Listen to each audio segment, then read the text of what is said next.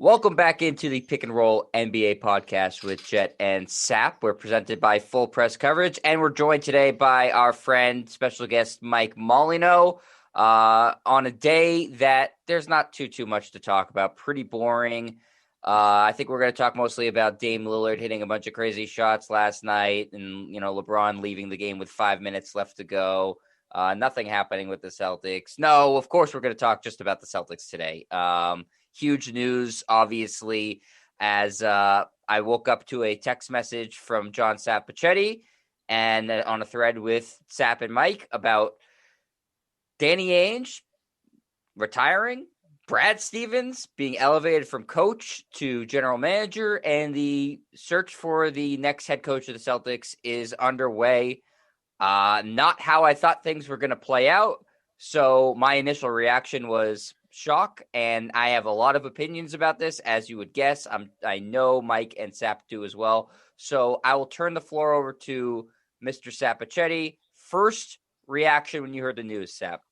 Well, I was actually at the barbershop, so I'm sitting there and I get a text from my nephew. He texts me the tweet from Shams that Danny Ainge was retiring, stepping down, whatever way you want to phrase it, and that Brad Stevens was going to be now president of basketball operations. And then the conversation led to the guys at the barbershop, me trying to debate them, that LeBron's greater than Michael Jordan. But I didn't want to get into that too deep, especially after last night's loss by the Lakers. But it was somewhat surprising. They had scissors. That's right. And by the way, why do I have to pay $25 for this haircut? I mean, this is a two buzz, which took about 20 minutes, $25, 30 with the tip. I know, the barbershops were closed down for a while a year ago because of COVID, but let's get back to normal prices. I should basically go to the old man barbershop where, there's an old Italian guy there and charges you $12 or whatever. But nonetheless, $25 for this lovely haircut. I look like, Curly on the Three Stooges. But my first reaction was somewhat surprised, but not shock. We've talked about this, Jet, and Mike, I know we've talked about it as well. I'm not surprised that Ainge is gone, and I don't know if this is necessarily his choice. I think he was probably weighing this for a while, because how many times have we said that 2 years ago he suffered that second heart episode and that he didn't seem to be as into the job as before? 62 years old, 6 kids, 17 grandkids, a second heart episode. I think he lost some steam, and you need all the energy you can to do that job. It's a 365 day job, 24 hours a day, 7 days a week. You need to be totally invested. I also think it was really damaging what he said last week when he went on with Toucher and Rich on 98.5, the Sports Hub. And first of all, I don't think it was a good look that he was at the golf course, between games 2 and 3. Not that you have to sit in the office 24 hours, but you do a weekly hit with a radio station. Do it on a hard line or through an ISDN line or through Zoom or something, then set your tee time up for later. Danny Ainge is pretty well connected. I'm sure he could have got later tee times. It was not a good look, but worse than that was what he had to say when he was asked about race issues in Boston with players. He said, 26 years, I never heard of such a thing. And my first thing is, one of your current players, Marcus Smart, wrote a real lengthy piece on the Players Tribune last year detailing it. You didn't know about that? Not that you read the Players Tribune, but someone in that front office or someone in the organization, I don't know, maybe even an intern, someone in media relations, sort of read that and got that right to Danny Ainge and Brad Stevens, say, we've got a problem here. Maybe we have to address it. That was a bad look. And he kind of dismissed it. He was aloof. And then over the next couple of days, the Sports Hub unearthed some video of him at a conference, and he was asked about players talking about social issues. He goes, I don't really pay attention to them. They're kind of like the liberals in Hollywood. And Woj reported on Friday that the other league executives are like, what the hell? That's not a good look. You're in a league that's 85% black, and the chief executive of the Boston Celtics is talking like that. How do you go recruit any free agents going forward? I thought that was a really bad look. I don't think it sit well with Wick Grossbeck. In fact, if you watch the press conference, Danny says, I'll have more time to golf now. And Wick kind of snidely said, well, you've been doing that anyway. Maybe it was a joke, but maybe there was a little bit of seriousness to that. I think he was pretty much dismissed at this point. And as far as Brad Stevens, you have him on the books for 6 years at $7 million a year. You're not going to fire him. So you promote him. Now he's the president of basketball operations. See what happens there. You're not going to just write him a $42 million check and let him go coach, I don't know, the Indiana Pacers or somewhere else. And I would. Again, rich people don't like to write $42 million checks and wish someone well in their next endeavor.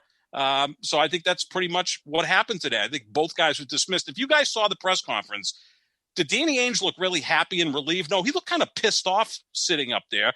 I don't think Brad Stevens looked comfortable in his new role. And Wick and Steve Pagliuca looked like they were being held hostage. It was not a comfortable situation. I think there's a lot more underneath the surface here than just, Danny's going to retire and play golf and be with the family, and that, Brad is all engaged in being the president of basketball operations. Brad Stevens has been nothing but a coach for the last 20 plus years. He's a coach. That's what he feels like. And now he's going to be doing something different. Do we even know if he's qualified to do that?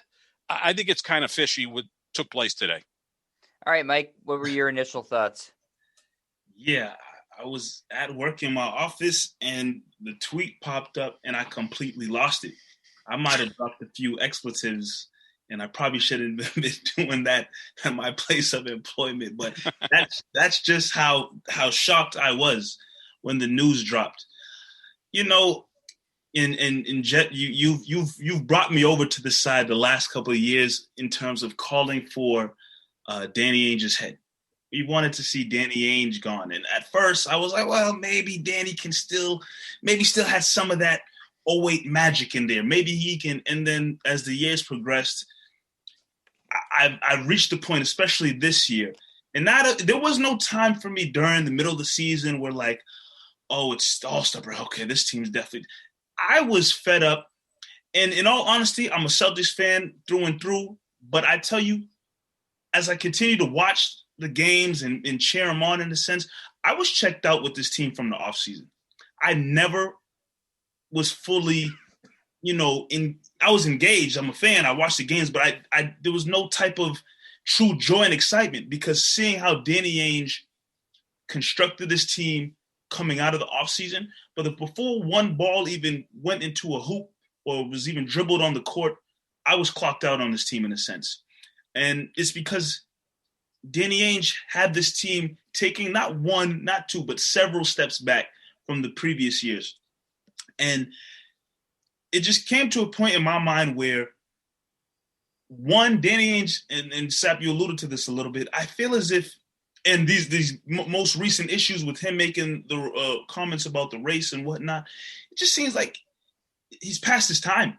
His time is come and gone, and he's just not in tune with what's going on anymore. And maybe the players, that's not his fault necessarily. That's just how time works and how things evolve. And I think that played a part into Danny Ainge's situation and issues with this team the last couple of seasons, on top of the fact that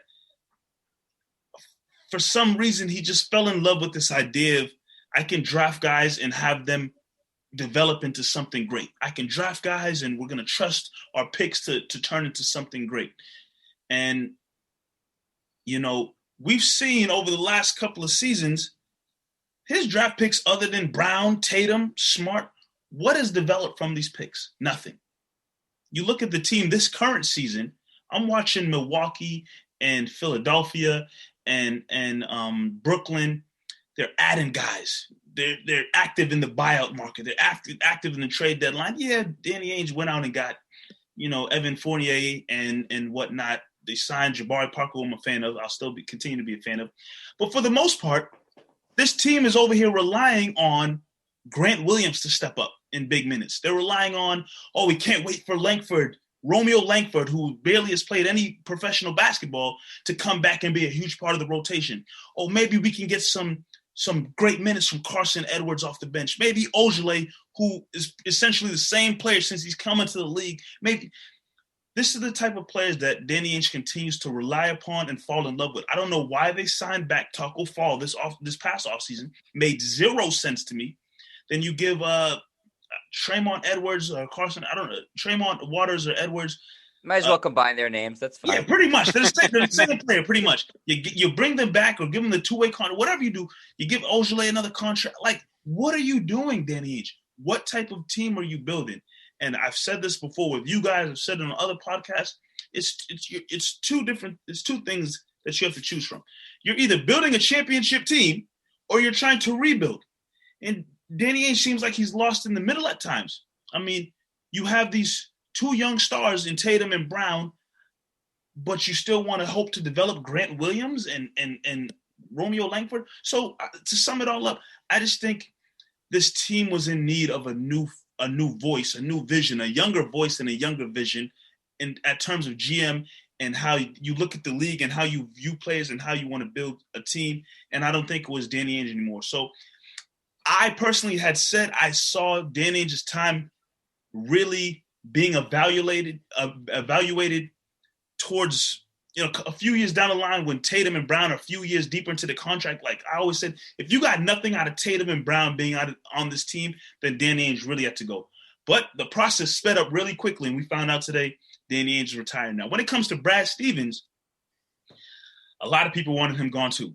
And I never jumped off the Brad Stevens train.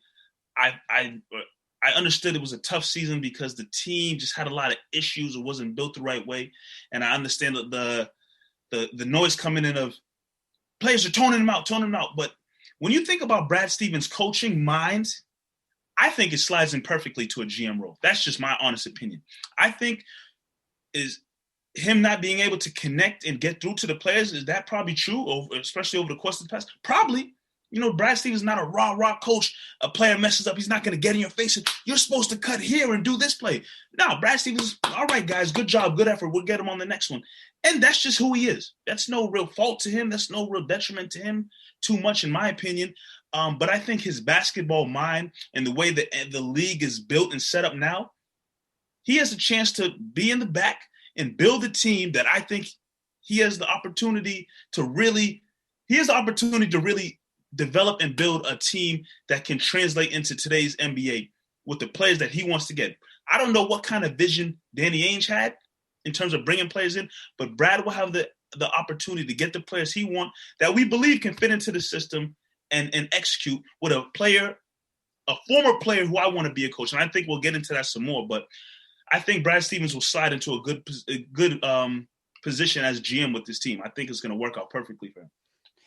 Here's my initial problems with everything, and I obviously have been very vocal in wanting both Brad Stevens and Danny Ainge to go. I've been saying that for a while now, as Mike said, and Sap knows from doing the show with me for, I think we're on like about 80 episodes. It feels like every episode it comes up.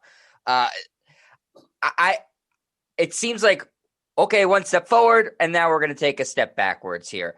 Ainge clearly, I think what he said in terms of race relations is just a microcosm of showing that he's been checked out. I don't think he's constantly doing the things that you need to do to be the head of basketball operations for a team. He's not interacting enough with the players, not getting caught up on all the news around the league. I don't think he's been active on the phones like he used to, trying to make trades. There's been a lot of veterans that have changed hands on teams for prices that the Celtics could have easily gotten involved in or better. The draft, for some reason, he's had this need to use virtually every pick as opposed to, it's a lot easier to use the pick than to go out and try to shop it and make a trade. So I feel like he went the easier route there as opposed to, really banging down doors and saying, hey, I have this pick and that pick and that pick. Let's make a deal. And I think earlier in his career, that was the sort of stuff that you would expect out of Danny Ainge. And so I think it was certainly beyond time for him to go. Now, as far as Brad Stevens being elevated to that role, I have a fundamental problem with when you do a bad job, then getting promoted. He had his worst coaching performance, I think, of his career this past season, and he is rewarded for it with a promotion to head of basketball operations. That's what it is. That is the boss of the coach. Yes, it is. He even described Danny Ainge as his boss. This is a promotion for Brad Stevens. It is. He's in charge of more. And I don't know, one, he has no experience doing it. And two, the experience that he does have, if you want to call it that, they said has been working in lockstep with Danny Ainge. So either he has no experience whatsoever, or he's partially responsible for this dumpster fire of a roster that they have right now. Sap? This was just a money savings for the Boston Celtics. He's under contract for 6 years at $7 million per year. If they dismissed him today, they would owe him $42 million. Now, this offset language, if he signs elsewhere, maybe they could have traded him to the Indiana Pacers. Everyone talked about him going to the Indiana Hoosiers as head basketball coach. Well, Mike Woodson got that job a couple of months ago. Now we hear that trade him to Duke. Well, Mike Krzyzewski has got 1 year left at Duke. He's going to retire after the 21-22 season, but the next coach is already in place in John Shire, who's been the associate head coach. Duke likes to promote from within, so that's a done deal. So there were options for maybe exploring this if you're Rick Grossbeck. And who's to say a month from now, the Indiana Pacers don't get on the phone to Rick Grossbeck and say, yeah, we're interested in Brad Stevens. What would it take to get him as our next head coach? And Wick goes, you know what? I can get out of this $42 million commitment I have to Brad Stevens, and we'll find some other, president of basketball operations, or we'll split the position. Well, they'd look like a circus sap, wouldn't they? Well, it would. Yeah, absolutely. But this doesn't look all that great right now either. I'm more concerned is Mike Zarin going to still be involved? Is Austin Ainge going to still be involved? So that's my problem. What actually have you done? I mean, you basically showed Danny Ainge the door, and I think it has a lot to do with what happened last week. And I'll say this about Kyrie Irving, whether you like him or not. He did more damage to this franchise, not just last week, but in his 2 years here. Kyrie Irving did more damage to this franchise than anything since the deaths of Len Bias and Reggie Lewis. Oh, yeah, he's burned it down to the ground. He's burned it down to the ground. He stomped on Lucky, which didn't offend me. I don't know if it offended you guys. I know it offended you, Jed. I don't know if it offended you, Mike, because here's the other thing that the Celtics have to learn, okay? This is 2021 right now. They got to get off this narrative of we went to 3 Eastern Conference Finals in a 4-year period. No one cares. Okay, that's nothing to sell to other players, to your fans. No one cares. This is a franchise with 17 banners hanging in the rafters, or right now, behind the backboards, because they show them off during games. Although now with the fans in the stands, they're back in the rafters. No one even cares about those things. Like players in the league aren't going, I got to go play in Boston because they won 17 championships. That means nothing right now. Lucky means nothing on the floor. The players run over it during the course of a game. It's a symbol. It's a leprechaun. Average players today, most players today don't give an F about Lucky, the leprechaun. They really don't. It's not about the leprechaun set. It's not about but now you sound like Kevin Garnett, who I think is another guy that's out of touch. I don't. Did it seem to really piss off any of the Celtics right now that what Kyrie Irving did as he was, stomping on you for 39? Which is an example of why this team is so flawed. Soft. But you guys have watched the NBA recently. That's the NBA. I mean, everyone's all up in arms. Now, here I am, the old guy who's supposed to be saying, well, back in my day, someone would have clotheslined Kyrie Irving. I mean, after the game last night, they were all hugging him. They love Kyrie Irving. Whatever he had to say last week, I bet the players supported him on that, with the exception of Jaylen Brown, who's probably the one guy on the franchise or one guy on the roster who dislikes Kyrie Irving. They've got to get out of the narrative. Celtic pride. That was a bad movie 30 years ago. Like, that doesn't sell anymore. The Yankee pride doesn't sell. I don't think it does. It does with fans, and it does with media that covers that team that is just got, their head up whoever's ass at this point. But in terms of NBA players, they couldn't care less. They want to know if they have an opportunity to win. Are they going to get paid, and what city they're going to? Those are the most important things for NBA players. Do they have a chance to win? And again, what Danny Ainge said last week, I think he had to move on, because how could he possibly recruit a player? Like, as Kawhi Leonard could opt out of the Clippers, do you think Danny Ainge, with a straight face, all of a sudden is going to recruit Kawhi Leonard? And if I'm Kawhi Leonard's Uncle Dennis, I'm going to say, you're not talking to him. He doesn't think race is an issue. Players in the league are going to laugh at that. That's why they had to move on from Danny Ainge. And I think Brad Stevens, they just don't want to part with $42 million for nothing in return. They could have made him public relations director if they wanted to. They weren't going to let him leave because they owe him $42 million. So I honestly, go ahead, Mike. I honestly believe, and I hear your point. I hear everything you're saying on the stomping on the logo issue. I don't think it's more so about all the pride and the tradition. And I feel as if, I don't care if you're the worst team in the league, and I don't care what your logo is, what it looks like. It's just a form of disrespect. That's just what it boils down to. If you want to get into, what does the leprechaun mean in the Celtics? Yeah, that's a whole conversation you can have. Sure, it's possible.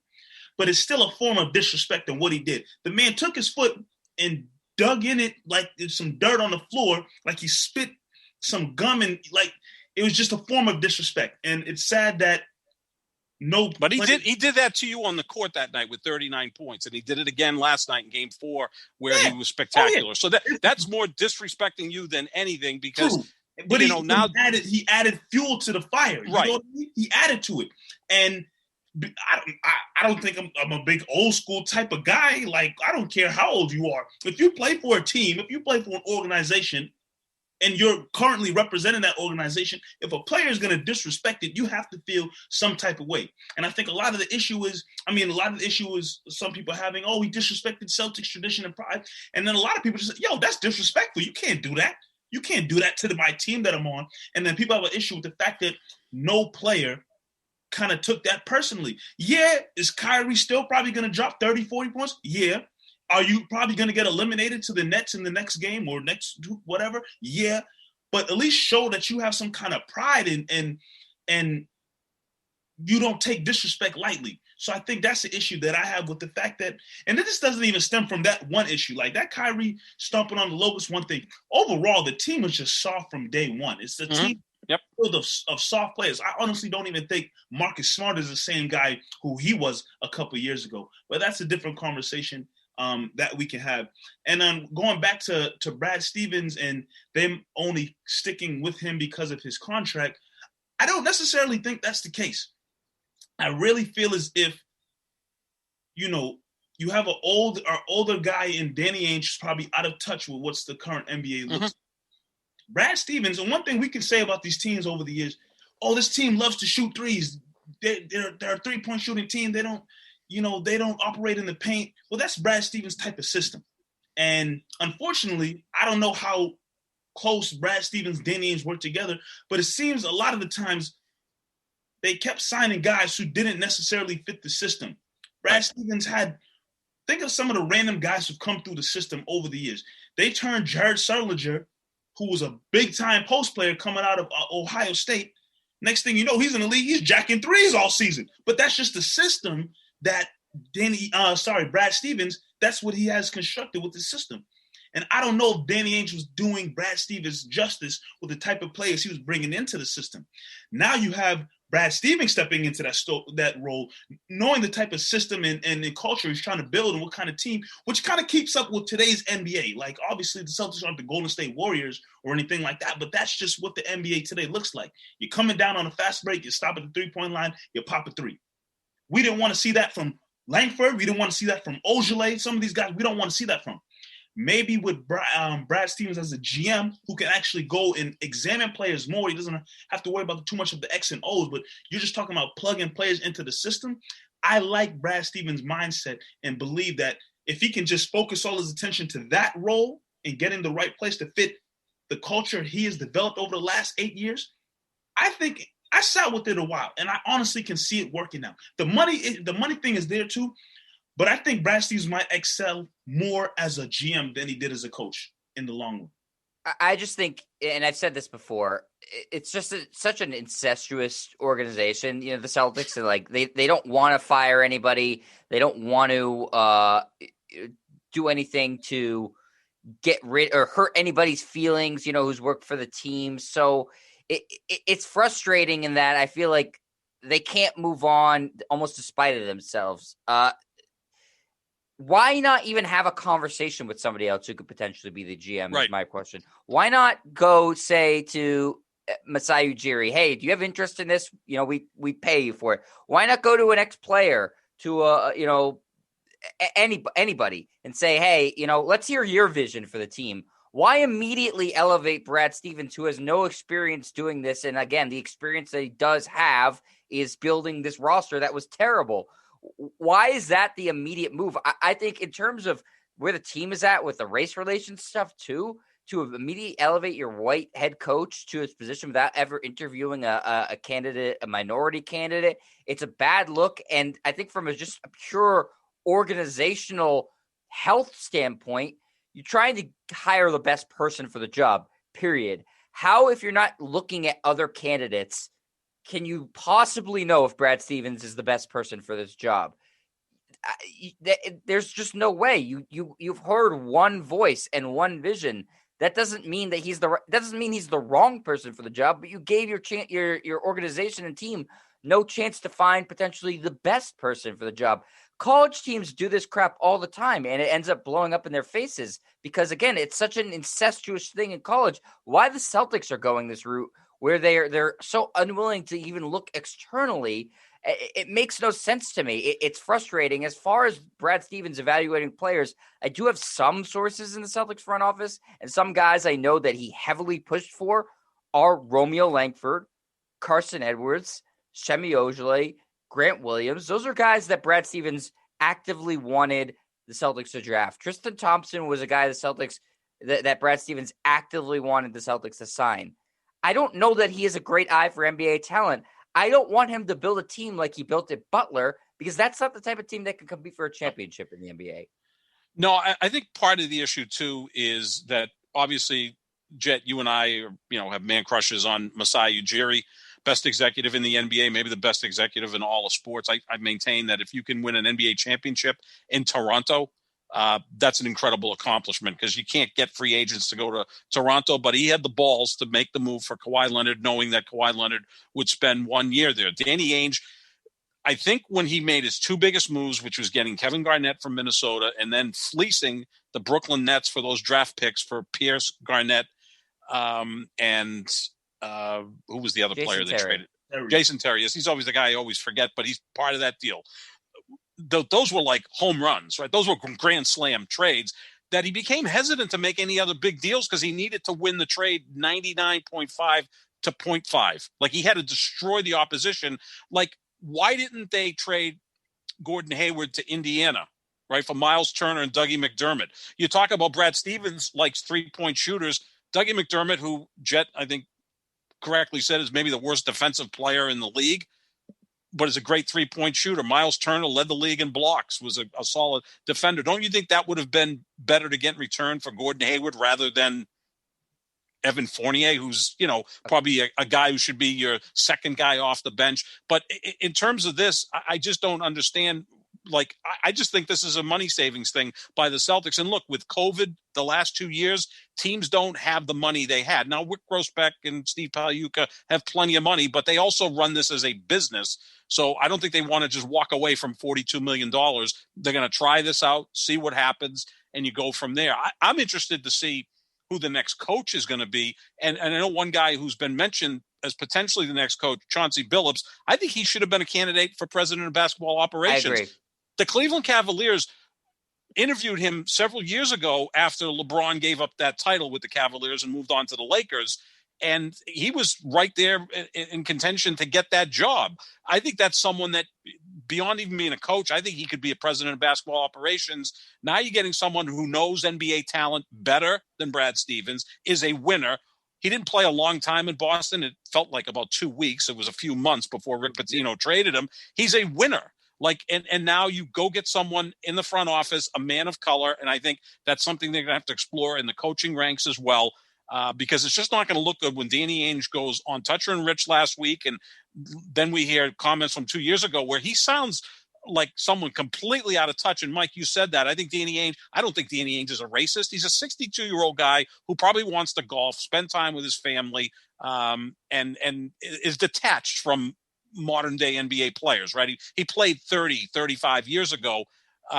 So Chauncey Billups would be my choice. Why didn't they interview him even? And right now he's an assistant coach with the Clippers. Interview him potentially for that job. I think he would have been a really good candidate, or Sam Cassell, both guys that I think are going to be in the running, hopefully, for head coach. Interview anybody for the job. Just why do it, right? Interview anybody. Maybe the NBA needs a Rooney Rule, right? Where I'm not saying you have to do this, but I mean, wouldn't that even look good to other players? Like, they say, well, they were considering Chauncey Billups or someone else. It's like the players in the league are like, okay, Danny Ainge is gone.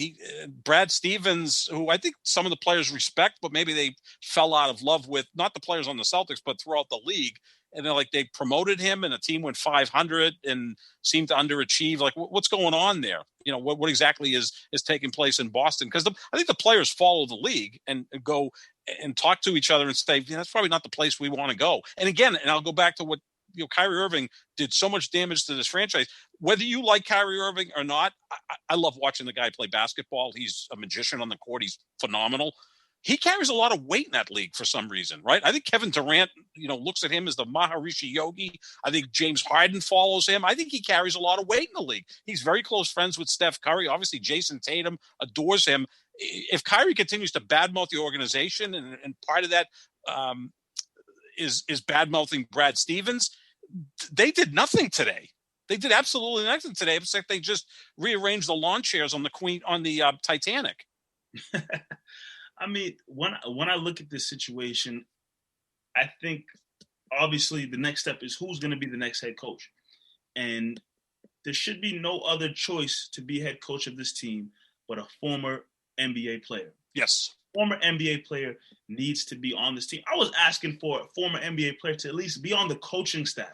I wasn't, because I didn't envision Brad Stevens not being the head coach anymore, but I was at least saying put a guy or two next to him on the bench just to add a different voice. But hey, It's a head coaching vacancy. Now I'm all in on getting a former NBA player to fill that role and be the head coach, because I look at the coaching staff, and in all honesty, I wish they really cleared house. I wanted Brad Stevens to stick around, but I wanted Danny Ainge and all the yes men around him. I wanted them all gone.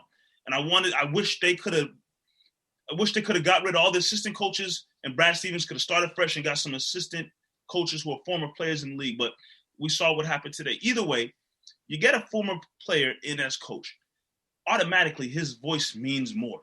And even if it's a guy like Sam Cassell or Chauncey Billups, who have never officially had a head coaching job before, just due to the fact that not only are they winners, but they played in the league. They played in the league before. Their voice means more to a player entering the league. I don't care if it's a rookie. I don't care if it's somebody who's been in the league for several years. You get a coach that is a former player and knows the ins and outs of the league and everything that player is dealing with. It means more. I love Brad Stevens, but I always felt that aspect of who he was missing, and it didn't translate with how he communicated with players. Because at the end of the day, Brad Stevens could tell Tatum or Brown or Kemba or Smart something, and they could look at him like, man, you don't know what it's like to be out there. You don't know what it's like to be out there on this court in front of these fans, running these plays, dealing with the refs. You don't know what it's like to be out there. Yep. You get a coach in there who has done that. It means a lot more. I'm all for Chauncey Billups getting the opportunity possibly. I'm all for Sam Cassell. Jason Kidd, I go back and forth. Something about Jason Kidd just doesn't sit right with me. I don't know what it is. But Sam Cassell, Jason Kidd, I've heard talks of, you got Jerry Stackhouse, I think has been killing it in the G League.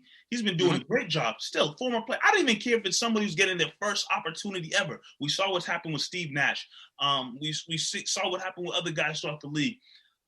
Give Penny Hardaway, who's coaching at Memphis in college. Yep. And I think Stackhouse now is at Vanderbilt. So we know that those guys have got their chops as far as coaching. And you brought up the assistant coaches. And Jed, I want to hear what your opinion is on this as well. So Brad Stevens gets promoted to president of basketball operations. If he hires Chauncey Billups or Sam Cassell or anybody else, does that coach pick his coaching staff, or is Brad Stevens going to go, well, one of the stipulations is you got to keep Evan Turner because he seems to be building a relationship with Jason Tatum, so he's got to stay on. And, oh, by the way, you got to keep this other coach. Does Brad want all of a sudden dismiss all of his coaches and allow the next coach to pick the assistant coaches? Because now Brad's running the show. It seems like a circus-like atmosphere over there where it's like it doesn't seem like they're all going in the same direction. And, Jet, you mentioned it. It's a very incestuous organization. It always has been. Bill Fitch was considered an outsider. He did win an NBA title. The moment it didn't work well, they got rid of him and brought back Casey Jones, who won 2 titles with the Celtics, obviously many more as a player. But it's always been run that way. It's always had the feel of a small mom-and-pop organization, which, by the way, the Lakers have as well. It's just those are 2 franchises that are just damn lucky that they had all-time great players. That's where all those championships come from. It doesn't necessarily have to be great organizations. No, Sap, I think that's a good point about the coaching staff, too. And it puts Brad Stevens in an incredibly awkward position where he hired all these guys and he handpicked them. And now if you're bringing in a new head coach, they should have the right to build their own staff. Yes, I agree. It doesn't make any sense to just insert a coach and say, okay, but keep my staff or play my system only. Then what's the point of having then Brad Stevens to just do both? If that's Right, honestly, exactly. if that's how they're going to do it. And the Celtics are saying, with the Celtics organization, that's two separate jobs. Okay, well, great. It's two separate jobs with the Celtics. So make sure it's two separate jobs. And, tough luck to Jerome Allen and to Jay Larinaga and all those guys. But, I'm sorry. You guys did. If one of you was doing a really good job as the assistant coach, this season maybe wouldn't have been such a disaster. What is this? The city of Boston, where they're going to put up jobs for bid and okay, you can't be the public works director or the librarian. I mean, just you could create things. You could have Brad Stevens, president of basketball operations and head coach, and then hire a general manager who does the due diligence, the day-to-day work, and you got whoever in the front office. I mean, no one really does that in the NBA. Probably the closest to that is San Antonio, but while Popovich is the head coach, R.C. Buford is the guy who runs the basketball operation. I often wonder who makes the final decision there. I kind of think it's still Popovich. How's that been working out since they lost Tim Duncan and Kawhi Leonard? I mean, again, it's about the players in the league, and that's why you need to find a coach that is going to be able to relate to the players and are going to get the most out of those players. And do you think that you go to Jason Tatum and Jaylen Brown, who are your two young stars, and get their opinion on who they like as head coach? Me too. At this point, you have to, right? I mean, I know Jaylen Brown's played 5 years, Jason Tatum 4 years, but this is the way the league works now. So reach out to them. And I know Jason Tatum has a good relationship, I guess, with Evan Turner. Yeah, maybe Evan Turner. I have no problem keeping Evan Turner as an assistant coach. That's fine. Yeah. I don't think he's ready to be head coach. He just retired as a player, basically. Yeah, he's very young. And so let's if they want to groom him and he wants to be a special mentor to Jason Tatum, that's fine. But you don't have to completely get rid of everybody on the staff, especially because Evan Turner's like the 8th assistant on the staff. Right. So it's, it doesn't really matter. Right. He's sitting with the fans. And so he just gets along with Jason Tatum. That's his job. Just keep Jason Tatum happy. He was sitting all the way back with the guy who threw the water bottle at Kyrie. That's where his seats are. No, but in all honesty, I think Tatum and Brown, and especially those, I was going to say Kemba and maybe Smart, but you don't know their situation if they're trade bait. But Tatum and Brown need to be the ones sitting down with Brad Stevens, analyzing who the next coach of the team is. At the end of the day, those are the two stars. They're going to be here for the foreseeable future. They need to have a say on who they want coach. And isn't that also an uncomfortable conversation? Because they're going to be like, well, what are you looking for in a head coach? Well, we'd like somebody who played in the league, somebody hopefully a black man. And Brad Stevens is like looking at himself in a mirror. You're basically describing the opposite of me, guys. And they're like, well, we didn't really like playing for you the past couple of years. Big boy pants and have that conversation, because at the end of the day, I honestly believe when you have your star players having a say on who they want to coach, I think that's huge. That's huge for a team. You obviously want somebody your star player or players are going to be comfortable with. So yeah, it's going to be somewhat of an awkward conversation, but why you wouldn't want Brad Stevens to just pluck somebody out and put him there, and then you got Tatum and Brown like, oh, why did he choose this guy? Like, come on. No, of course not. 4 years and 5 years in the league now. They're still fairly young, even with that many years in the league. They're still fairly young, but they're stars. Jason Tatum's a superstar. Jaylen Brown's an all-star. You have to have them have a say on who's going to be their coach for the next 3, 4, 5 seasons. Yeah, they need to sit in on the interviews at the very least, and give their thoughts and need to be heard, because it's a players' league, and everything you can do to make your players happy, especially if they're star players, and try to keep them around for as long as possible, you should, go above and beyond. That's just the way the league works now. I know a lot of people don't like it, but you have to play the game, and the Celtics need to adapt to, this model of the NBA. So I have a problem with Brad Stevens being promoted for doing a bad job. Brad Stevens getting a job he has no experience doing. Them not interviewing anybody else. And unfortunately, head coach is important in the NBA. It's not an unimportant position, but GM's a far more important position. And I don't think that they did their due diligence in finding the right person for this job. Maybe he's great. Maybe they hit a home run. But I know for a fact they did not flesh this search out as much as they should have. What's a big thing for a general manager in the NBA is to recruit free agents. That's the biggest thing. Does Brad Stevens have any juice? You're a pending free agent, right? Now we get good to at losing July free agents. 1st. Well, the whole not his organization's really good at that.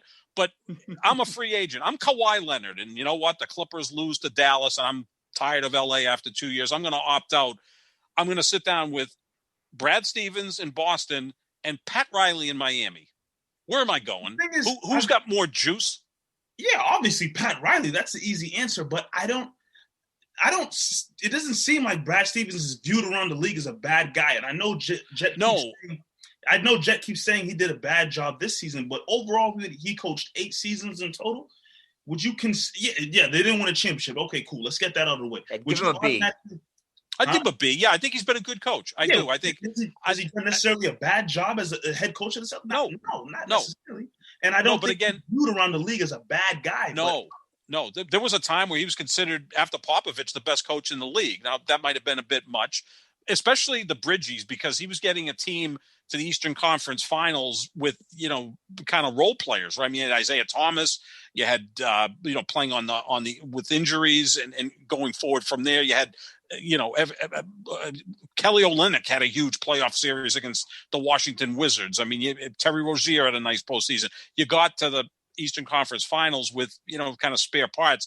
But then, Jet, you pointed this out going into the 18-19 season. I don't know if he can coach stars. And you're right, Jet. It may be an issue there. Because my biggest issue with all of this, though, and I've said it a million times, is the roster construction and the roster mismanagement by Danny Ainge. I mean, going into the summer of 2018, you had Kyrie, Gordon Hayward, and Al Horford, all all-stars. You had 2 brilliant young players in Jason Tatum and Jaylen Brown. You had role players that were damn good in Marcus Smart, Marcus Morris, Terry Rozier. That was perhaps the deepest roster in the NBA and not too far off from being the best roster in the NBA. Hell, Marcus Morris was your 8th best player. He's currently the 4th best player on the Clippers, and they may win the title.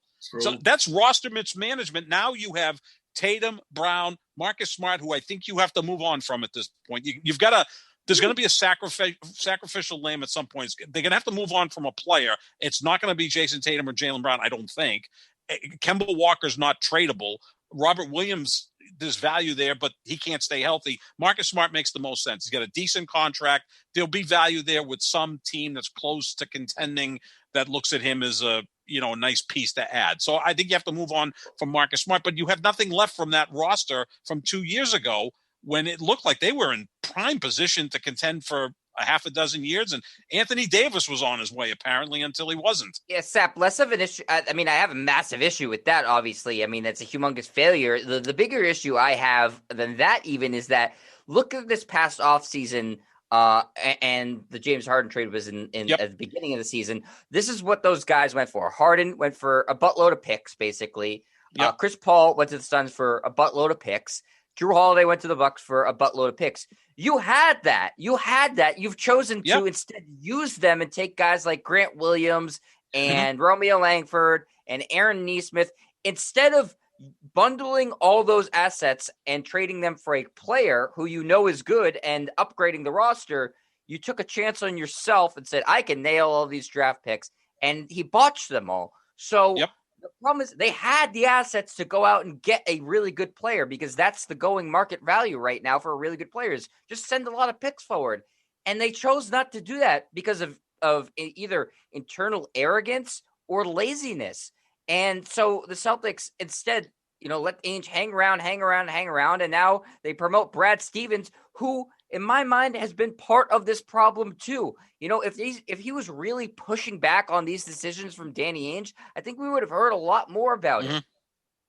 Yeah, no, every time you see video of Danny Ainge with Brad Stevens, I wouldn't say he's intimidated by Danny Ainge, but he seems to be somewhat in awe of him.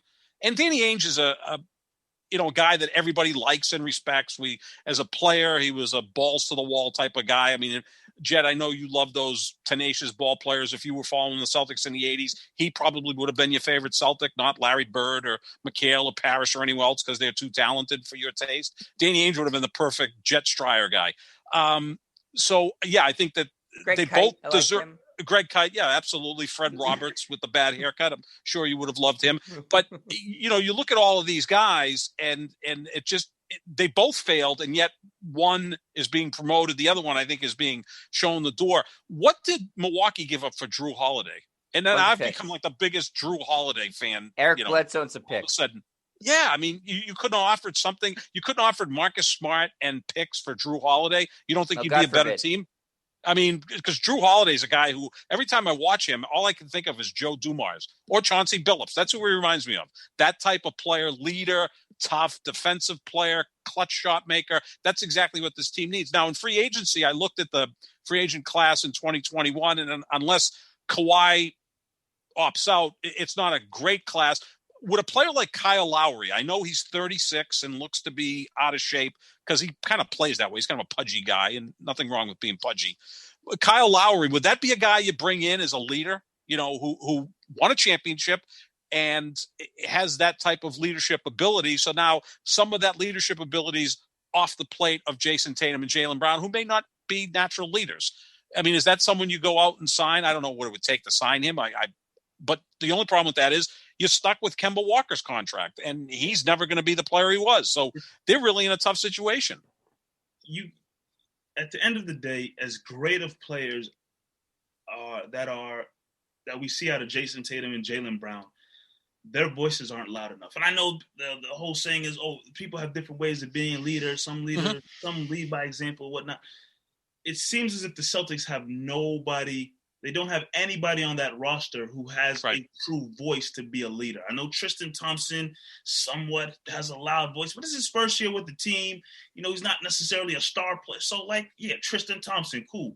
Marcus Smart, like I said earlier, I don't necessarily think Marcus Smart is the same player or guy that he used to be. I think now he sees himself more as just a big offensive three-point player. Right. And he's not that at all. I don't know how much a vocal leader he is in the locker room, but I think the team needs to start looking for, if it's not going to be a coaching staff, you have to start adding loud voices to that locker room. But how many leaders are there in the NBA? Like every team may have a leader, but how many true leaders are in the NBA? It's like every baseball team has a number one pitcher, but not necessarily an ace. I can count on probably one hand, maybe two. How many true leaders there are. I mean, you start with LeBron, you go to Chris Paul. Those are the first two guys I think of. Steph Curry. I'm talking about loud voices. Like Marcus Morris, when he was here, was he a leader on the team? Not necessarily, but his voice was going to get heard with those. Yeah, but don't you have to be good to have a loud voice? I mean, I'm not saying Marcus Morris isn't a good player, but to be that guy, don't you have to be a little bit more than the eighth best player on the team? I'm pretty sure if the Celtics tried hard enough these last couple of seasons, they could have found a guy who could just be a serviceable role player. Yeah, he's not dropping 20 points a game, but could have been more serviceable than Taco Fall and Grant. Oh God, yeah. You could have found somebody who could have easily fit those roles, took those minutes, and had a decent voice in the locker room. Danny Green from Philadelphia. He's not a real vocal guy, but he's got 3 championship rings with 3 different teams, so he can stick the rings in your face if you've got an issue with him. Like this team, there's no reason why these Celtics teams, especially unless you're going full rebuild mode, there's no reason why we should come June and July stress about the draft, especially these last couple of seasons. I don't give a damn who's coming out of the draft because the Celtics team shouldn't be in a rebuild mode. And Danny Ainge has continued to fall in this pattern of, we get the most out of our team. We can get to the Eastern Conference Finals, but let's still try to draft 4, 5, and 6 guys in the upcoming draft. Why? Right. For what? He's trying to hit a home run. Trying to hit a home run instead of trying to get a double. Yep. But that's what he continued to do. And amongst various reasons, that reason is a huge it's a huge piece as to why it wasn't working out for him here. I don't know why he kept feeling like he wanted to find the next diamond in the rough. And if it wasn't trying to draft people, he was going overseas and wanted to take Yabusele and Wanamaker and Vincent Poirier. Like, what are you going after these guys for, Danny Ainge? To do what? Where are these guys now? What have they added to the team when you thought you was going over there and finding the next great foreign player? Like, it didn't work out. Many great foreign players. Danny's managed to find the bad ones. He's excellent at doing that. He's really good at doing that. No, It's almost like the Bruins. The Bruins never draft Russian players. Like the league, the NHL's loaded with Russian players from Alexander Ovechkin on down. The Bruins can't quite ever find one. Oh, they like Canadian players. That works out. Yes, too. I guess so. Them and Don Cherry. The biggest problem, leadership. This is a secondary issue. The main issue is the roster is devoid of talent. It's a bad roster. You have two excellent players. One guy may very well end up being a superstar level player. The other, in Jaylen Brown, I think may continue to be a perennial all-star. That's a good starting place. But from the rest of the roster on down, it's really not good. You have no depth. You have your other starters aren't necessarily quality starters. I like Marcus Smart a lot. I love him. It's come and gone. It's not working anymore. He's more valuable to a team that's closer to a championship. Mm-hmm. I think in order to get this roster back to where it needs to be, you need to take some steps back, unfortunately, and trade off some of these things like Marcus Smart and stuff like that. Try to maybe attach them to the Kemba Walker contract and get that out of here. You got to really look, okay, we'll keep Brown, we'll keep Tatum, but then everything else needs to be completely on the table. We need to reconstruct how we're going to do this, maybe acquire some picks so you can then deal those picks out for more players. That's the problem, sir. They had the two players and they had the picks. Instead of using the picks to enhance the roster, Danny Ainge said, I am the smartest GM in the league. Brad Stevens says, I was just coaching in college. I can evaluate college talent. Let's take a chance in the draft and find another superstar, and then we'll really be unbeatable. And it was a dumb plan, and it's backfired on them because, like I said, of institutional arrogance that they have. And that the ownership enabled that and is continuing to enable that with here. That's why I'm not a fan of this, because I just don't see it as any sort of meaningful change. I don't see how Brad Stevens is going to be very different from Danny Ainge. Maybe he'll be a little bit more active, but I think the scouting is still off, and I don't see how he's going to recruit, which to me is the biggest part of being a general manager now. Absolutely. Masai Ujiri, but I'm sure that phone call was never made. And I don't think Masai Ujiri, I keep hearing reports that he's going to re-up with Toronto. He's not going to re-up with Toronto. Any organization, look, the Lakers, I'd love to see the Lakers go get Masai Ujiri. Anyone that got Masai Ujiri would improve right away. I mean, he's that good at an executive, but yeah, it's just a weird thing, isn't it? I don't know if we can compare it to anything else where the guy running things, quote unquote, as I use air quotes, retired, but don't be shocked if he's back in the league in a year or two. There are reports that he bought property in Utah. Now, he played at Brigham Young University. He's originally from Oregon. He's a god in Utah. He was a great player at BYU. I guess he's close or friendly with Ryan Smith, who's the principal owner or the principal governor. I don't want to offend anybody. The principal governor of the Utah Jazz. And maybe they bring him on board as an advisor, although you got Dwayne Wade as part owner there. So who the hell knows? I don't see Danny Ainge just necessarily walking away. Again, you can be in an advisory role. I thought that's what was going to happen here, where you make him president emeritus and you just, pay him $3 million a year to be someone who greets people and whatever. It's like a lifelong job. Yeah, pretty much. I mean, just Danny, thanks for being great to us. They didn't even offer him that. I don't know. It's just a weird day. It's just weird. It's like, really? It's almost like you're going through a divorce, but you know what? We're going to stay in the same apartment and we'll talk future about who gets custody of the kids, and maybe you can visit them on weekends. And I don't know. It's just a little bit tough to process. Yeah, it's tough. And I mean, as wild as the conversations can get as to why it happened, what led into it, did someone have beef with another person? The biggest step that the Celtics, it's a huge step. It's the dawn of a new era right now. Danny Ainge is gone. The Danny Ainge era is over. It's 18 years, bunch of Eastern Conference Finals appearances, one NBA title, made 2 Finals appearances. Cool. It's over. Thanks Danny, what you did, but it's over. And yep. I think the first piece that's going to fall in this new era is who the hell they choose as the next head coach. Yeah. That's the biggest piece that's going to come from this. And they, depending on who they choose, the conversation is going to go in various directions. But if the Celtics really want to show that they're putting the best foot forward and trying to. Because I think the consensus is not. Most people aren't probably too upset at the fact that Brad Stevens is the GM now, because I don't think Brad Stevens was a hated guy. Was his coaching questionable at times? Sure, people will question it, but the fact that he slid it in the GM mode, it's more of why? It's not more so why they do. It's head scratching, confusion. How the hell did he get to be the GM? But he was gonna. Well, he's not the coach anymore, so there's a position open. Now we both agree. We all three of us agree that Chauncey Billups or Sam Cassell would be great choices as head coach. I think that those are all slam dunk candidates, right? We've also heard. Jackson? What's that? Mark Jackson?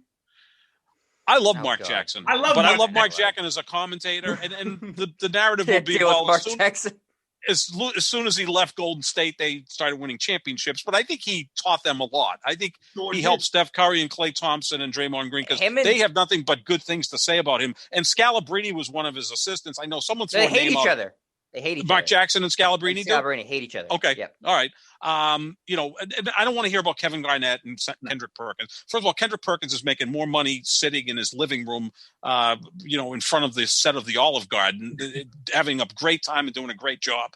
Garnett's not going to coach. No, he wants to own a team. He wants to own a team. He doesn't want to coach a team. It's like, okay, they should sell a mistake. Cut him into ownership. Yes, sell him 5% for whatever the hell that comes to. He's got plenty of. No, he's not going to coach the team. What's he going to have strippers on the bench with him and rubbing his head? He'd be a very popular coach. It'd be a very popular team. That'd be awesome. It would be like be like having, I don't know what to compare it to. But two names that have been talked about are women, Carol Lawson and Becky Harmon. Now, I'm all for it because this is an organization that's always been at the forefront of all changes, right? First black player, first black head coach, player coach, and Bill Russell, first all 5 starting black starting lineup. Like, fine. I'd be for that. I think the players would respect those women. Carol Lawson was here for 1 year as an assistant coach. Yep, they loved her. They loved her. And I think if there's any sport, and I don't want to start putting people into generalities, I don't do that, but work with me on this. I think of the 4 major sports, the athletes most open to a woman head coach would be basketball players. Yeah, I think the league is progressive more. Yeah, I mean the guys love the WNBA. They're starting to invest in that. I think like football. I don't think that would work. Mike's getting upset. He hates the WNBA. No, it's not that I hate. I'm not a huge fan, but. Go ahead, Sam. Go ahead. No, it's not that I'm a fan of but the players love it, right? I mean, you could probably impress more. You go get a soccer coach, right? Because that's actually what Steve Nash is. I thought Steve Nash was going to start coaching soccer before he coached basketball. Like Kevin Garnett and Kobe Bryant and all the players love soccer. Go get a soccer coach, who's ever the best soccer Ted coach. Ted Lasso, Sap? We're not going to. Yes, exactly. Really turn it into a circus. I know that. Well, you know what? If maybe it's absurd, it'll be worth viewing. I mean, they're not going to win a title anytime soon, so be absurd. That's depressing, Sap. Be crazy. I know. You can't just throw up your hands and say they're not going to win a title anytime soon. They need to make moves that are getting them in contention to win a title. Every move they should make. Hire a soccer coach. Who's Mourinho? Isn't he the best soccer coach in the world? Go to Foxborough and get the guy who's coaching the Revolution right now. Or just Bradley. Is that his name? I forget. No, the Italian guy. Oh, Bruce Arenas. Bruce Arena. Yeah, get Bruce Arena to coach. Whatever. Bring Belichick in to coach. Belichick, I'm sure, would figure it out. Yeah, he'd probably tell Tatum and Brown to leave town. He doesn't need them. Yeah, so the next head coach is obviously a huge domino to fall. That's important, too. And I think it's important culturally for the Celtics to try to diversify a little bit and become, one, less incestuous, so hire somebody outside the organization, and two, I would like to see them hire a minority candidate. I think that would go a long way in trying to repair some of the damage that Kyrie has done to the team. But I would be fine. I think Becky Hammon or Carol Lawson would be a fine choice as the next head coach. I think that that's probably better for a team that has a little bit more stability than the Celtics have right now. Bingo, Yahtzee. Jets. That's exactly what I was going to say. So you think Becky Harmon supplants Greg Popovich at some point in San Antonio? No, I wouldn't even think that's a good situation for her. Yeah. Or if, somebody retire, I don't know. I think the Celtics, there's so much volatility now with the Celtics. The roster is bad. You don't know. The ownership seems cheap. You got the former head coach hovering over you as the GM now. I just think I want Carol Lawson and Becky Hammond to be in a position to succeed. And I'm not sure right now that this huge effort and undertaking is going to take to get the Celtics back to a good place is a position for them to succeed.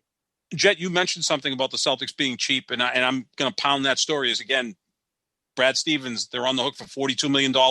They're not just going to fire him and have to write that check. So now you're president of basketball operations. It was like a promotion, as I use air quotes.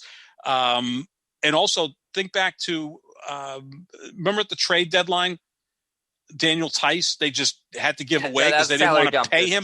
Salary dump. I mean, not that I was a big fan of Daniel Tice, but you know what? They could have used some of his size. You put all your eggs in the basket of Robert Williams III, who can't play more than like 4 consecutive games, and Tristan Thompson, who doesn't really fit today's NBA. Not that Daniel Tice is a great player, but he can go out and hit threes. He's a little bit more mobile than Tristan Thompson, and you just dumped him to save what, $3 million or something like that. Like that's well, look at the amount of second round picks you have on the roster, Sap. I mean, those guys make below minimum money. I think they're. I texted you this the other day, Sap. I think of the 4 major teams in Boston: Red Sox, Patriots, Celtics, Bruins. Well, now they don't have a coach, but I think Brad Stevens was the worst coach. I think they had the worst GM in Danny Ainge of the 4 major teams currently. I think they have Don Sweeney hasn't won a Stanley Cup, but I think he's built a pretty good roster here. I mean, he had a disastrous draft in 2015. He had 3 consecutive draft choices, and none of them turned out to be good. But look, they're competing for a cup this year, Sap. They were in the cup 2 years ago. And you're going to put Chaim Bloom over Danny Ainge? Chaim Bloom over Danny Ainge? I mean, he hasn't done anything yet. Right now, they're playing good baseball, but Danny Ainge has been a good general manager. Jury's out on Chaim Bloom. Fine, that's fine. I could have put Danny Ainge ahead of him, but I think that Alex Cora has proven more as a manager than Brad Stevens proven as a coach. Oh God, yeah. I mean, Alex Cora has done wonders with the Red Sox, and look, Bruce Cassidy, I absolutely love. He's my favorite coach in the city. He's so blunt and great that he calls out players But worst ownership group in the city, Sap, I think. I could never get the Bruins out of my mind. Talk about cheap, but they haven't been recently. They haven't been. For about 20 years, they haven't been. Yeah, they haven't. That narrative is an old, tired narrative. They've spent money. No, they've spent money. They go right up to the cap. The reason they didn't want to spend it is because the Bruins ownership, Jeremy Jacobs, he's the one who wanted a cap and was ready to spend it. He just needed to get things like in writing. The ownership is like it's. The Patriots just went out and spent $160 million guaranteed on free agents. And here are the Celtics worrying about $3 million for Daniel Tice. And now they're not going to just fire Brad Stevens because they got to save $42 million. And again, they don't own their own building. They're the only team in town that doesn't own their own building. COVID really damaged the NBA the last 2 years. TV revenue down and obviously money at the gate down. And that's a big part of bringing in those dollars. I'd also like to see, I think there's levels to this. What James Dolan and the Knicks is, like, he's insane, and like there's a level of impatience there that doesn't make sense. But I'd like to see this ownership group have a little less patience than, look at what's going on now. They're going the wrong way. Yeah. Getting to the Eastern Conference Finals in perpetuity isn't where you want to be. You want to be getting to the finals. Too patient. So you don't want to be James Dolan, but you don't want to be this, where now they've been so patient and trusting of Danny Ainge and not getting involved and staying out that they've squandered these assets and chances. You've been passed by Philadelphia, by Milwaukee. But Brooklyn has, passed by you, lapped you, spat on Lucky the Leprechaun, and, continue to go. The Knicks are on a better trajectory right now than you are. So these teams that you were laughing at have now passed you by. And it's because of inaction on ownership in a large part too, because they've been too patient and too trusting of Danny Ainge saying, yeah, I got this figured out. You see this ring from 2008? That's what you need to trust right there. Well, it's 2021 right now, and the Celtics are nowhere closer to a championship than they were 10, 12 years ago, Sap. Mm-hmm. They've taken several steps backwards. And, you would think they would be right there in the mix with the Milwaukees, the Brooklyns, the Phillies. And if when last season ended in the bubble, the Lakers won the championship, if you were to say, all right, what teams are probably going to come back firing on all cylinders out of the East? Obviously, you figured Brooklyn would be at the top there with Irving and Durant. You didn't know Harden was coming. We're just talking about preseason. Brooklyn would be there with Irving and Durant. Milwaukee still Milwaukee with Giannis and Middleton, and Philly still there with Embiid and Simmons. And then and the Celtics are there with Tatum, Brown, and you'd assume Kemba. You thought those are the top 4 teams that's going to be battling all season long. And Miami, you had to not throw them out because they did beat you last year, and they have a good roster, but not a great roster. Not a great roster, but they just seem to play tough and play well together. And I think Spoelstra's a solid head coach with Pat Riley behind him. So you figure those are the 5 teams that's probably going to be battling at the top of the Eastern Conference. Right. One team decides to fall not just 1 or 2 notches below. They fall all the way off where now you're relegated to being talked about in terms of, well, can they get past Atlanta? Can they get past New York? Can they play well against Washington? Like, sorry teams in the bottom of the Eastern Conference, or at least, when we're talking about the seeds, battling for the 8th and 7th and the 9th and 10th playing teams, that's where the Celtics were. They had no business being there. No business. You get that close to being in the NBA Finals, you should only be ascending. The dissension for the Celtics was so mighty. It's I still can't fathom how badly they fell off this year. Mike, that's the sort of stuff that happens when your team's like aging out of it. Yeah. You're like, okay, oh yeah, our stars are getting older. It makes sense. They're past their prime or a little bit worse.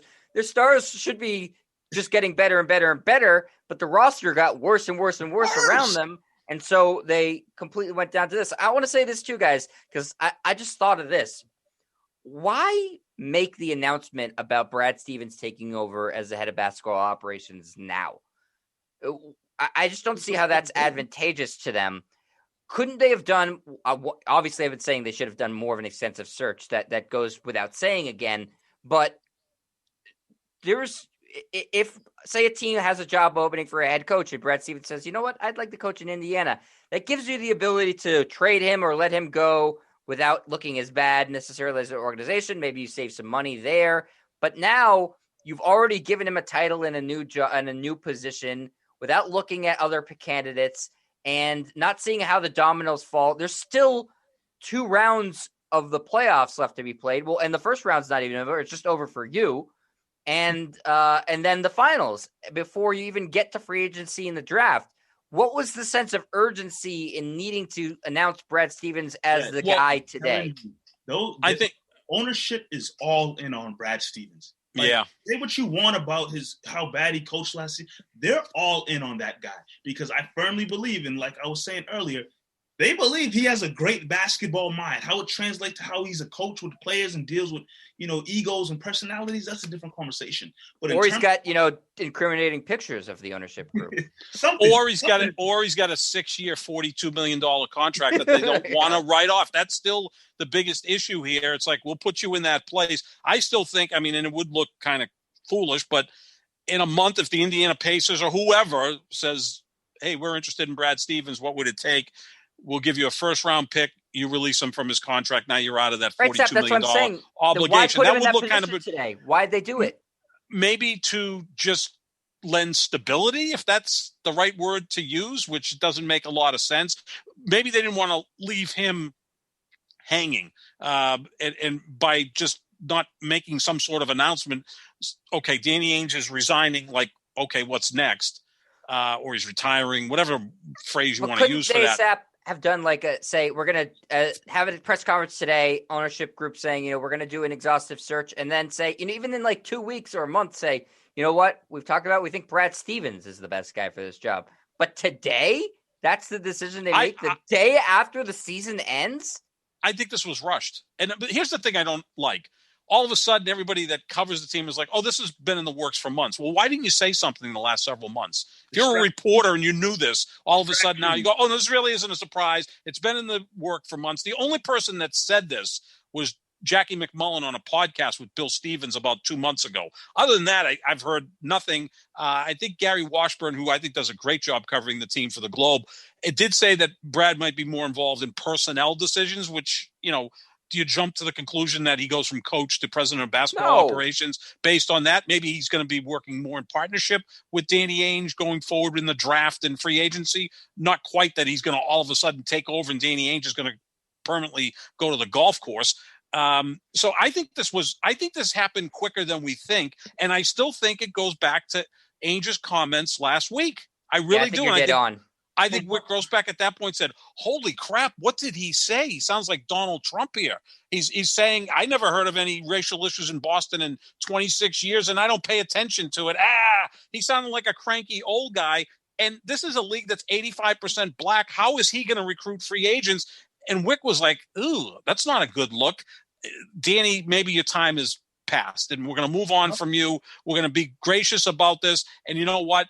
Brad will promote him to president of basketball operations. I think this all came together in the last 4 or 5 days. I don't think this happened like 2 months ago where there was this grand plan. What happens if they had a run in the postseason? What happens if they get back to the vaulted Eastern Conference Finals? And at that point you go, we knew it wasn't going to happen. Obviously, we watched the Brooklyn series. They're not up to speed with that team. Not that many are. But, yeah, I think this kind of, again, Kyrie Irving has done a lot of damage to this franchise on and off the court.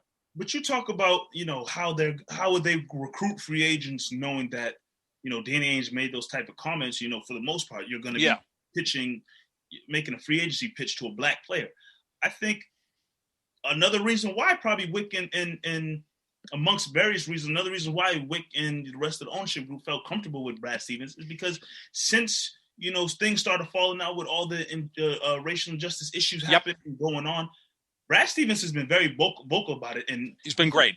He's been great. The comments he's making, backing his own players and Jaylen Brown. Absolutely, he's been huge and has never held back what he had to say. And for the most part, everyone's looked at his comments and go, all right, Brad Stevens, you're making great comments out there, being pressed in front of the media, and if that's the type of player that GM that players need to come across. If you're sitting in a room with Tatum, young star, Jaylen Brown, young star, and Brad Stevens, a player, a GM or a former coach that seems like he's for the players, and players somewhat like to play for him, and he's in touch with what's happening in the world right now. Yeah, it seemed like a happy situation. Get millions of dollars. You play for the historical franchise in the Celtics. I know Sap, you saying that doesn't mean much anymore. That doesn't mean anything. It really doesn't. But players? No, not at all. No, because look at the free agents they got. Al Horford and Gordon Hayward and Kemba Walker. Those were nice signings, but those aren't really like upper echelon superstar free agents like Kevin Durant or LeBron James or Kawhi Leonard. Those guys weren't coming here. And you couldn't even, and you knew at this point that you had your eyes on Anthony Davis, and then his dad was turned off by the way that Ainge treated Isaiah Thomas. So if that's what we're going to believe. So even if they had traded for Anthony Davis, would he re-signed here? Maybe not. And the only way you were getting him if Kyrie Irving was able to sell him on Boston.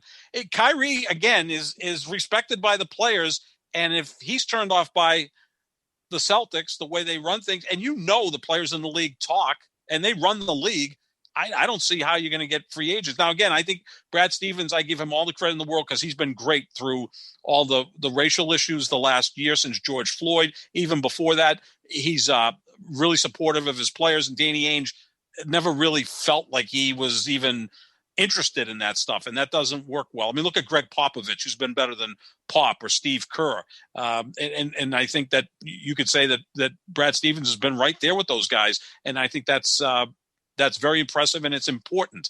But yeah, I this is a mess. I really do. And look, he could. I want to see who they hire as coach. That's a big deal.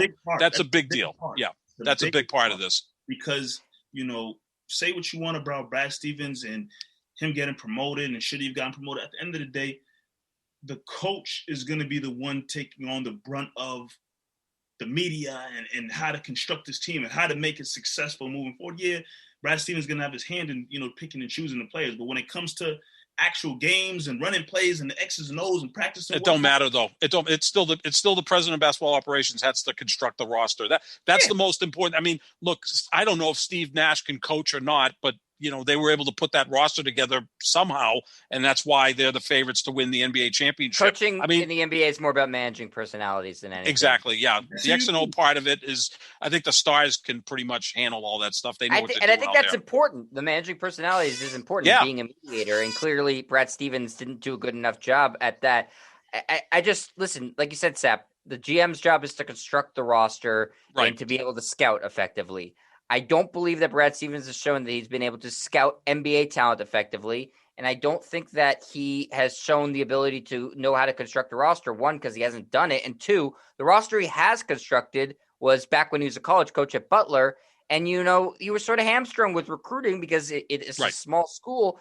But for some reason, I think he's been trying to duplicate what he did at Butler in the NBA. Guys that are Brad Stevens type of guys. High IQ, maybe a little bit lower in the talent level, but can play. Hey, Grant Williams, stick in the corner, set a screen, shoot a three. You cannot win an NBA championship that way. You cannot build Butler in the NBA and expect to be a championship team. Do you feel? Let me ask you guys this: you felt that all the moves that Danny Ainge was making as GM, Brad Stevens definitely had a say in a lot of it, correct? Yes. Okay. So if you get, for example, Chauncey Billups or Sam Cassell, the way these rosters are somewhat, Brad Stevens is going to have a say, but now you're having voices and opinions of a guy who was in the league. Don't you feel as if now we might see somewhat of a different constructed roster? Because at the end of the day, yes, Brad Stevens has the same constructed roster, but a Sam Cassell or Chauncey Billups, they're going to be the ones coaching the players. And you can't necessarily force a coach to coach force a coach to have this play on the roster if it's not going to work. You know what I mean? But a system doesn't matter unless you have the players to execute that system. The triangle offense is wonderful. It really worked when you had Michael Jordan and Scottie Pippen. It really worked when you had Kobe Bryant and Shaquille O'Neal. They made it work. Maybe that system's out the window now. Who knows? Yeah, I mean, and again, he may have had some institutional knowledge of players in college, but he hasn't been in college for 8 years. When Pete Carroll left USC and ended up with the Seattle Seahawks, he had a big hand in the first few drafts with the Seahawks, and they hit home run after home run. Hell, Richard Sherman in the 5th round, future Hall of Famer. Russell Wilson a few years later in the 3rd round. So they were hitting on all their draft choices. But as time went by, Pete Carroll was not as connected to college football, so that institutional knowledge that he had didn't exist anymore. Brad Stevens, maybe 7 years ago, was more in tune with the college game than he is now, so I think he would have been better in that position 7 years ago, not necessarily as general manager, but as kind of a co-GM with Danny Ainge. He's going to have to learn on the fly here, and look, I think Brad's a bright guy. I love his temperament. I think the guy should run for the U.S. Senate. He'd be fantastic as a U.S. senator. But this is another different skill set that I don't know if he has or doesn't have. Like, I don't know what his relationship is with all the GMs. I think Danny had to go because I think his relationship with the other GMs had become toxic. No one wanted to do a deal with him. That's because true. I mean, Kyrie Irving, would stomp on Lucky, and Danny Ainge literally tried to stomp on every other general manager in the league. And I think they all said, screw you. We're not going to deal with you. Yeah, and I think you need to be actively working the phones all the time. You need to be in tune with all the rumors. You need to not let a player who is a type of player that you need slip through your fingers. Trades that you can count countless trades that the Celtics should have made the past couple of years that would have maybe gotten them over the top into the finals instead of the Eastern Conference Finals that could have been had at reasonable prices. I think last year we were looked at it, and especially in the bubble, it was such a weird year. If they had just bolstered their center position a little bit more, they really could have beaten Miami and gone to the finals. And then who the hell knows? I mean, I still think the Lakers probably would have beaten them, but you don't know. for a fact. At least you're in the finals. You lose in the finals. It's better it's better to lose to LeBron and the Lakers rather than Jimmy Butler and the Heat. I mean, it's a bigger accomplishment to get to the finals than to lose in the Eastern Conference Finals. Yeah, and I've been saying this for a while. It seems like Ainge had been asleep at the wheel. So if you're going to look at, if Brad Stevens is going to be more active, then that's an upgrade by fact that he's younger and more active. That's good. But you're right, he doesn't have any relationships with any other GMs. He needs to forge all these. He doesn't have any really college connections anymore. So the scouting sort of aspect of it doesn't really matter. And he has no sort of understanding of the cap, which I know Mike Zarin's there and he's really good at that sort of stuff. It's just, this is a brand new job for someone who's never done it before. And you hired him on the fly. And it's also weird in that whoever you're hiring to be your replacement as coach, you were just the coach of the team. So that's going to be a strange dynamic between those two people. Yeah. Like, I think it's going to be Brad Stevens, like looking over your shoulder all the time. It's not a comfortable situation. You mentioned how Danny Ainge obviously lost his fastball, and I think it still goes back to 2 years ago when he suffered that second heart attack during the Milwaukee series. From that point forward, when that hits you, and you're 60 years old at the time, now 62, 6 kids, 17 grandchildren. Look, on this one, listen to the old guy. It changes your perspective when you have something like that happen to you. Life changes for you. So I don't think he was as engaged. He seemed to be aloof with many of the situations. And it just came to a head last Thursday when he's on the golf course talking to Toucher and Rich, saying he knows nothing about racial issues in Boston. To me, the worst of all of this was he was not aware of a post by Marcus Smart in the Players Tribune. Someone in that organization had to know that Marcus Smart posted that in the Players Tribune. It was very well written. And then Marcus put forward something on Instagram about a 2-minute video. I knew about it, Jet. You knew about it. I'm sure, Mike, you knew about it. And we're just, 3 guys doing a podcast. Someone in that organization has to be in charge of keeping in touch with and being in tune with what the players are doing and feeling. And that person should have gone right to Danny Ainge and Brad Stevens and said, Marcus has this in the Players Tribune.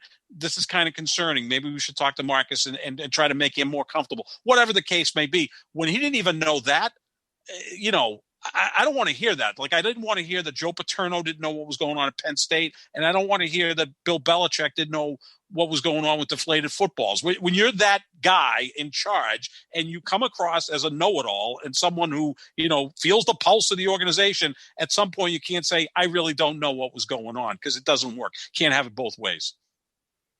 I think you're dead on, Sap.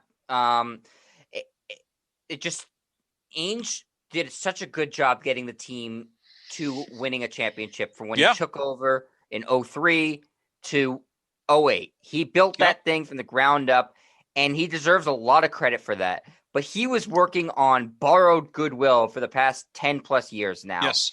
And it's run its course. It's time.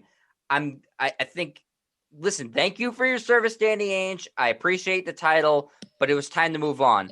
The biggest problem I have in all of this isn't Danny Ainge going. It's that the timing of hiring Brad Stevens, why they think Brad Stevens is the right person for the job, and how anything's going to be different now. Because things need to be different. They're headed down.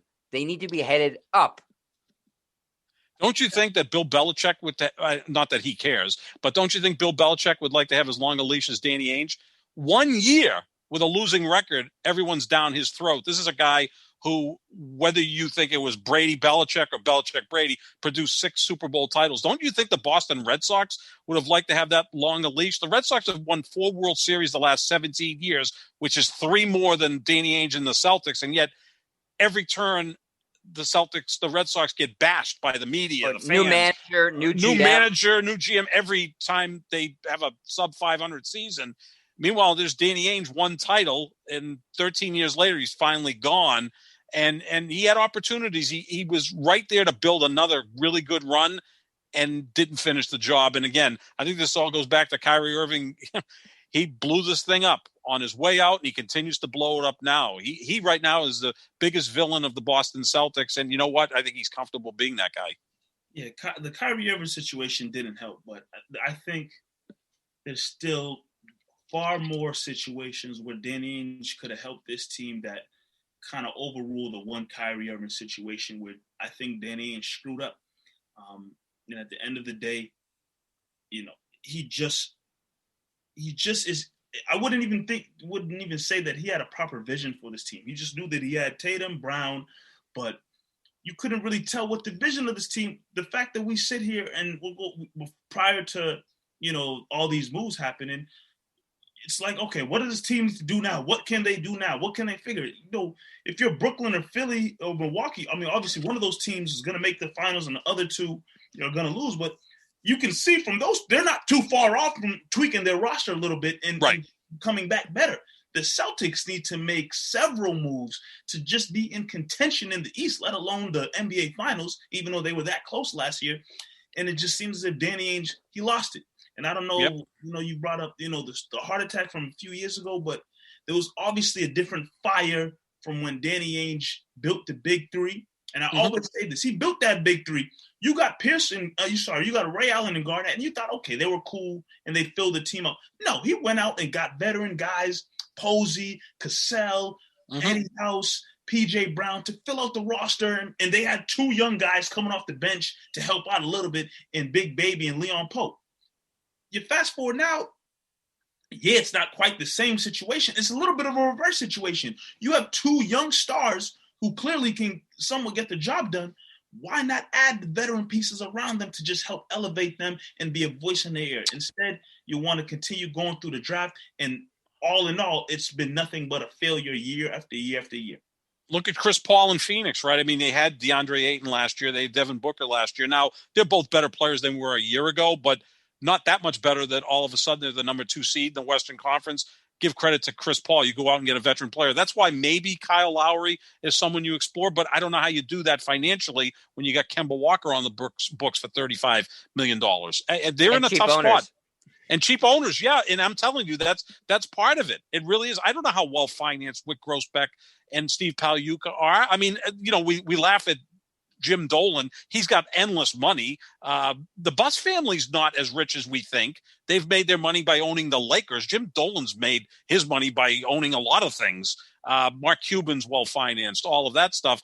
Maybe this is an ownership that's underfinanced at this point. And, how do you not that, again, I'm a big fan of Daniel Tice, but he could have helped down the stretch. He could have helped in the Brooklyn series. You don't want to see any You're not beating them, but go cheap. Out. Yeah, you never should. I mean, it goes back to Mookie Betts, which that's a whole different issue. I don't know. Maybe they talk contract, but they always seem to be $100 million off, which is being cheap. Yeah, you don't want to see that, and especially the Celtics, who I think create a lot of money, but all NBA teams working on a different model the last couple of years because of COVID. Not able to sell tickets. That's a big hit. So sell the team, then I would say. I need to figure out a way to make a couple $1 billion pretty fast. Your grandfather should have bought it back in 1983. I know, when my family had money instead of me just doing podcasts for free now and not getting paid anything. Well, then you could be the GM. Mike could be the head coach, and I'd be the whatever. Yeah, that's what you'd be. You'd be the whatever. The whatever. The Laker guy or the LeBron. I'd go recruit LeBron. That would be my only job is to go recruit LeBron, who right now doesn't look like LeBron anymore. You might be able to get him. Don't count him out. So listen, I think now if we keep going, we're just going to keep talking in circles. Yeah. It seems like if we were to rank it in terms of the three of us, I think it's the worst idea. Sap a little bit thinks it's a little bit better than me, and then Mike thinks it's a home run. He thinks Brad Stevens is fantastic. I'm optimistic with Brad Stevens as the general manager. I'll say that. Okay. All right. I'm pessimistic. I just want they need a culture change, and I want new people in here. I think that's how you get a culture change, is getting new, fresh ideas. This isn't a fresh idea. This is somebody who's been here for 8 years. You're not getting rid of Austin Ainge. You're not getting rid of Mike Zarin. I don't know what the coaching staff is going to look like. Maybe you'll get some fresh ideas there, I hope. But they need to, when your refrigerator starts smelling, you take out the bad food and you throw it out. You don't just say, all right, we're going to move this spinach that's rotten over to this corner. Maybe that'll help it smell a little bit. No, that's not how it works. If something's not working, you replace it. You buy a new refrigerator. Or buy a new refrigerator. So yeah. I think there's still a lot to go. This was obviously a big development. A lot of things need to change for the Celtics. I don't know if they will, but we'll have to see what happens. Sap, you and I will be back tomorrow talking about your Lakers and talking about some of the playoff series, maybe about some Do we have to? Dame Lillard's heroics, even though it came up short last night. I was screaming. I woke my wife up twice watching that game. I regret nothing.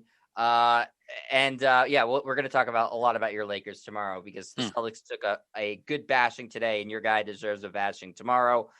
Mike, maybe I think you might join me on Friday. I know Sap's going out of town to protest Barry Bonds not being in the Baseball Hall of Fame. I'm going to the Baseball Hall of Fame on Friday. I've got my Barry Bonds shirt ready. I will storm the Baseball Hall of Fame until my guy gets in. He's only got 1 year of eligibility left. It's a shame that Barry Bonds and Roger Clemens, the best player in the history of the sport and the best pitcher I've ever seen, neither is in the Hall of Fame. Make a little shrine or something while you're out there. That's the closest he'll get to being. Oh God, Mike. Make a little shrine. Oh well, Dustin Pedroia is not getting in either. Burn sage. Work for Kyrie. Oh my gosh, Sap! I got Mike on that one. Actually, that's Mike's guy. That's Mike's guy. You know what? Pedroia broke all of Bonds' records at Arizona State because so they both better played player. there. Is that what you're saying? Yeah, he's clearly the better player back then. So. Well, stop it. None of that's been proven. Now, the thing is I remember in 2007 when the Giants came to town and I went to the games at Fenway, Bonds' first at bat, I've never heard anybody booed quite like that in my life. I mean, it was just like Kyrie Irving would have shit his pants if they booed as loud as they booed Barry Bonds, who ate that stuff up because he had the same mindset of Michael Jordan and Kobe Bryant and Tom Brady. They're sociopaths. They just boo me, great. I'm going to destroy you. I'm going to rip your heart out. And the first pitch Bonds saw, he hit about 550 feet. I was down near the right field foul pole. It was a home run. They called it foul. I saw it go right over the foul pole. That's a home run. But it was they never seen a ball hit that far. They didn't even know how to judge it, and they just called it foul. But he had a great time and ate up the crowd and all that stuff. But later in the weekend, he hit a double. He's on second base, and Dustin Pedroia is there standing next to him, was about up to his waist. And Dustin Pedroia, I know they had some sort of relationship because they played at Arizona State. And he's like, sorry, I broke all your records. And Bonds just started laughing. You know, it was like he was talking to his child. But, we got to get Bonds in the Baseball Hall of Fame. I know I've gone off on a tangent here. But if you think I like LeBron and Aaron Rodgers, Bonds is my guy, my favorite athlete of all time. All right, guys. Maybe I'm a sociopath. I don't know. Maybe. That's going to do it for us at the Pick and Roll NBA podcast with Jet and Sap. Again, we are joined today by Mike Molyneaux, who is always a blast to have on the show. And hopefully this summer we'll have him on more because he doesn't have to be around his children as much. That is true. And so plenty to talk about. Obviously, a lot is going to happen in the offseason. We still have a lot of playoffs left to go. The finals race seems as wide open as it ever has, with the exception of the Nets, who I still think are going to run through everybody. So lots of more to talk about as this progresses. Obviously, we were Celtics focused today, but it made sense. So we will be back tomorrow. Me and you, Sap. Me and Mike will be on Friday, I believe, and plenty of NBA content. So check us out. Mike, where can people find you? Check me out on Twitter at Mr_Mike Nice. Rolling my co-host Marvazon, Double M Media. Follow us on Twitter, IG, iTunes, Spotify, Google Play, Double M Media. Check us out. Mike gets great guests too on this show, Sap. I don't know if you saw it. They've got they've gotten some old friends of ours. Yep. Kyle's on the show, good amount, right? Kyle Draper, yeah. Decent guest. Tommy Kern came on to talk some Patriots draft and NFL season coming up. Did you have Cedric Maxwell the other day? Did I see? Did have Cedric Maxwell. Who nice. Talk everything with the George Floyd murder and the Derek Chauvin case. Like, he came on and blessed us with a really great episode. Told us some stories, some untold stories. I don't know if he's ever told anybody, but he blessed us with a great episode for sure. Great. That's awesome. Right now, check it out for sure. Yeah, okay. Mike's really building something awesome there. So make sure you check all that stuff out. And you can find Sap on Twitter at JohnSap25. Find me at Jet Stryer. And our YouTube is youtube.com/Jet Stryer because I need all the views. I'm very selfish that way, but we don't have a show account. All right. Thank you, Mike, for joining us. Sap, thanks as always. And I'll talk to you guys later. See ya.